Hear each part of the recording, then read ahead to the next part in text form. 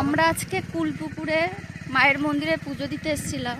তো সেখান থেকে ফেরার পথে অন্য একটা রাস্তা দিয়ে যাচ্ছি।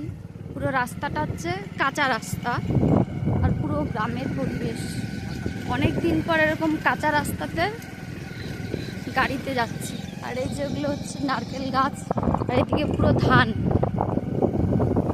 কলা গাছ। এদিকে আর কি লাগিয়েছে এগুলো? না, এগুলো হচ্ছে বরবটি, আর এইগুলো হচ্ছে উচ্ছে গাছ। ওইদিকে দূরে হচ্ছে পটল ক্ষেত। এখানটায় মোটামুটি সব কিছুই সবজি চাষ আছে। ওই বেগুন, এইটা হচ্ছে বেগুন। বেগুনের গাছগুলো অর্ধেক অর্ধেক। তুমি আবার দেখো সামনের যা রাস্তার অবস্থা, ফেলে না দাও, পুরো কাদা রাস্তা। হ্যাঁ, কাদা।